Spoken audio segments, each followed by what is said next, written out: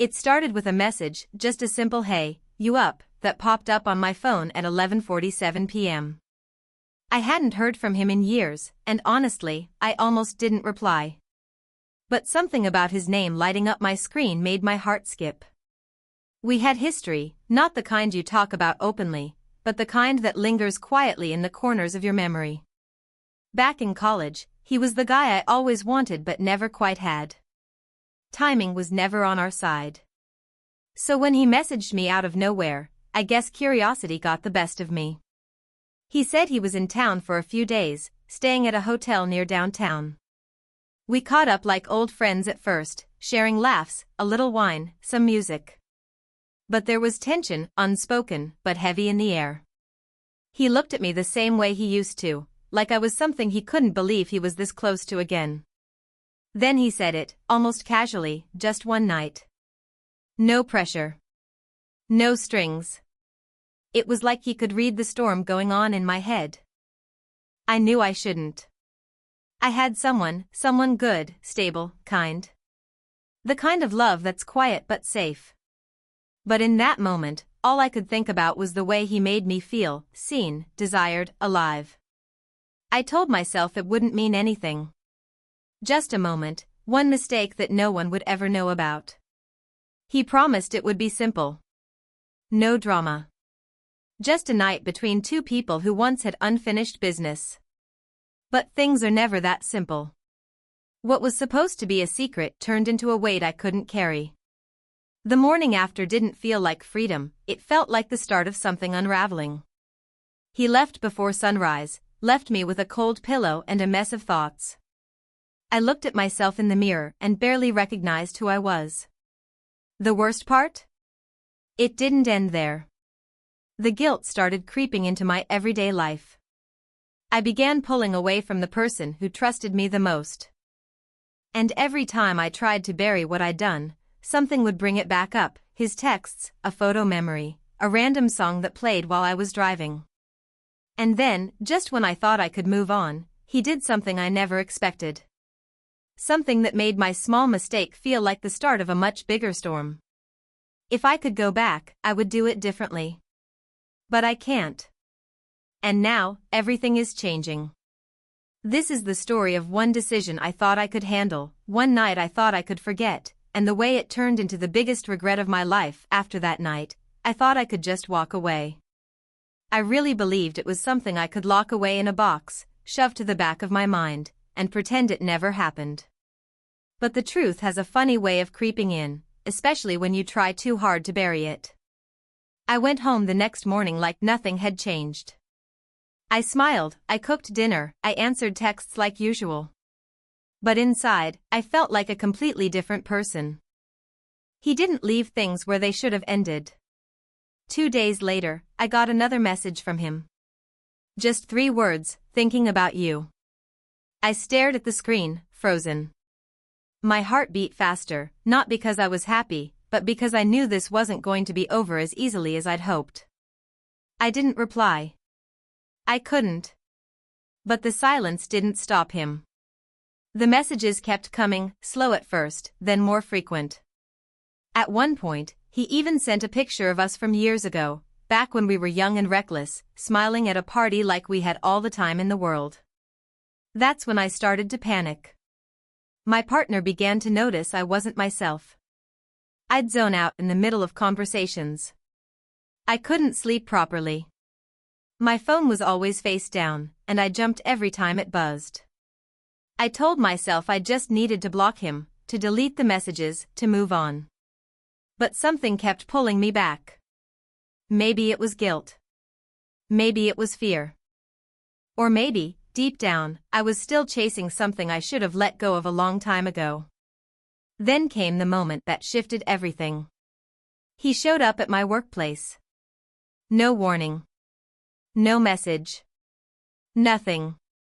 I was walking back from lunch when I saw him standing by the corner, leaning casually against a wall like it was no big deal. Our eyes met, and in that instant, my stomach dropped. It wasn't a dream. He was really there. And worse, he wasn't alone. He was with someone. A woman. holding her hand. He smiled at me like it was just another hello, like he hadn't flipped my world upside down just days before. I stood there, frozen, wondering who she was, and what he was really playing at. Because whatever I thought this was, it suddenly felt like something way more dangerous. I stood there in shock, trying to make sense of what I was seeing. He hadn't mentioned a girlfriend. Not once. And now, here he was, out in the open, walking hand in hand with another woman like nothing ever happened between us. My thoughts were spinning. Was I just some game to him? A way to relive the past for a night? Or was she the one he was hiding from while texting me late at night? He didn't stop to explain. Just gave me a small nod, like he was daring me to react. But I didn't. I couldn't. I turned and walked back into the building, trying to keep my legs from shaking. Inside, I went straight to the restroom and locked the door behind me. That's when I let myself feel it. The anger. The humiliation. The shame. All of it hit me at once like a wave I wasn't ready for. Over the next few days, I became obsessed with knowing the truth. I went through old photos, scrolled through social media, trying to figure out who she was. Was she new? Or had she been there all along? The more I looked, the worse it got. There were tagged pictures. Smiles. Vacations. Captions with hearts. And all this time, he had looked me in the eyes and said, just one night.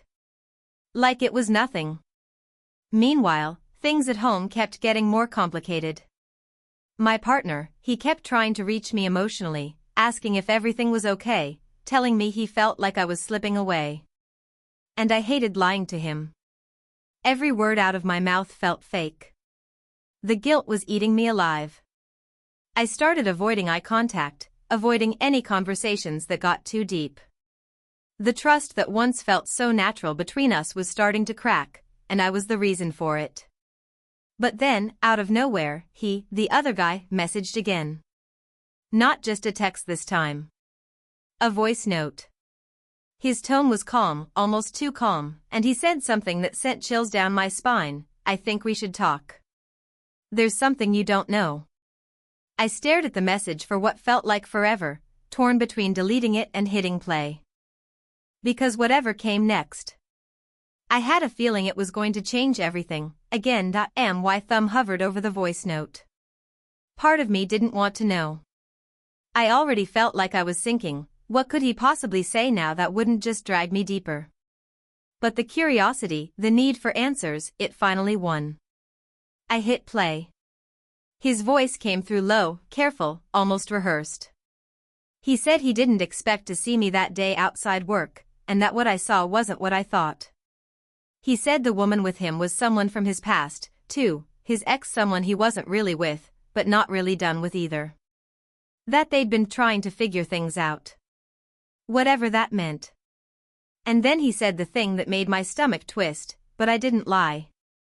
That night with you, it meant something. I didn't plan on feeling this way again. I felt sick. It wasn't just guilt anymore, it was confusion, layered with betrayal. Who even was this man? He was saying all the right things, but his actions were a mess. Just like mine.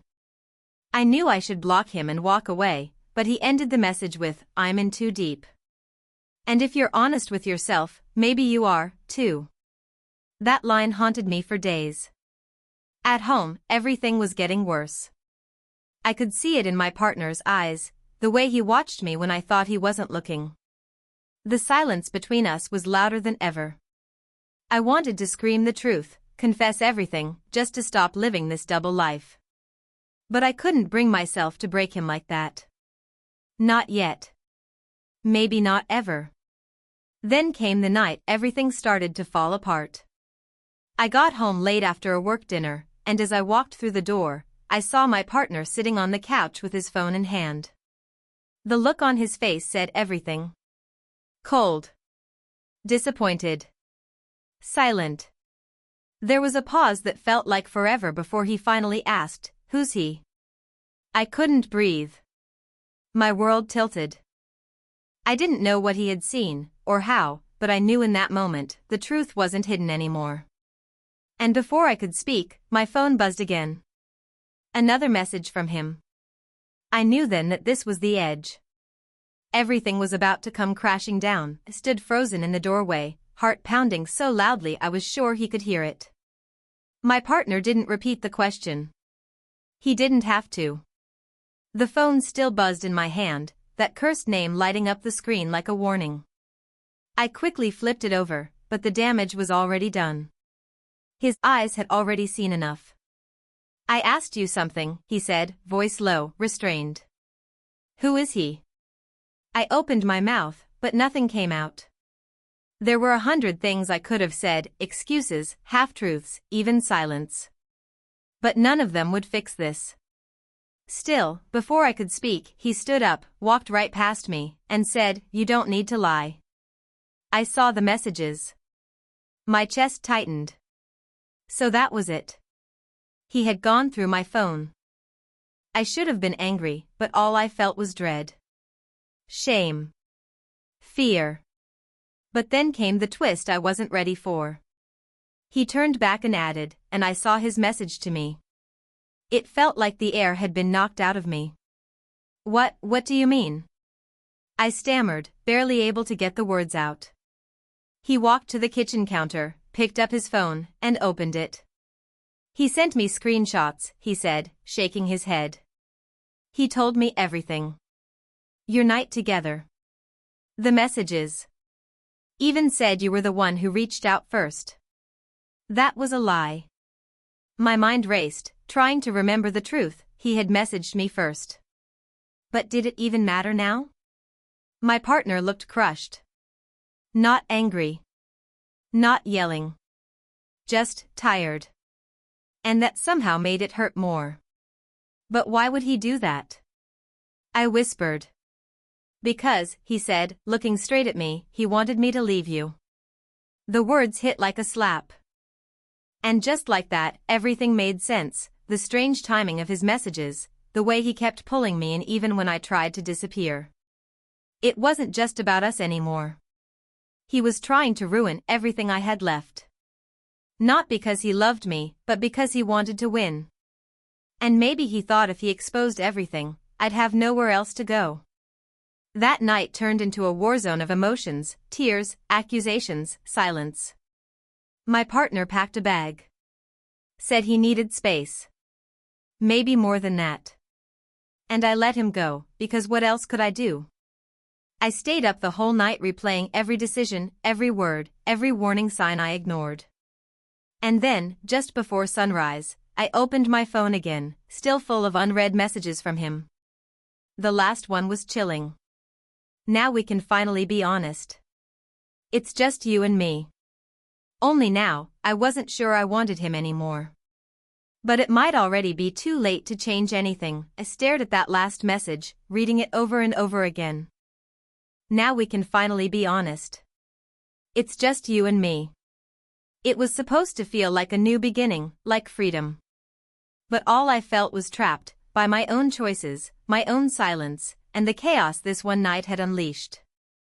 I had lost the only person who truly loved me, and all I was left with was a man who played games with hearts like they were nothing. I decided to meet him. Not because I wanted to start something, but because I needed to end it properly. For good.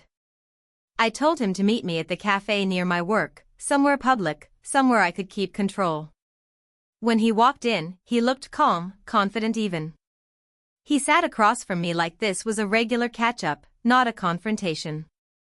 I told you this would come out eventually, he said, sipping his coffee like nothing was broken. We were always meant to come back to each other. No, I said, my voice shaking but steady. We weren't. He looked surprised. You don't mean that. But I did.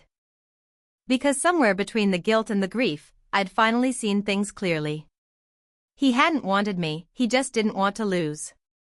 And when I didn't fall apart the way he expected, when I didn't crawl back to him, he panicked and blew it all up. I leaned forward and said, "You didn't destroy my relationship." I did that. But what you did, going behind my back, messaging him, trying to control everything, that's not love. That's manipulation. His face changed. That mask of charm cracked, just for a second. But he didn't say anything. He just stood up and walked out, leaving behind a silence that felt heavier than any shouting match. I went home that night feeling hollow but clear. My partner was still gone, and I didn't know if he was coming back. I texted him a long message, telling the truth, everything. No excuses. No begging. Just honesty. And then I waited.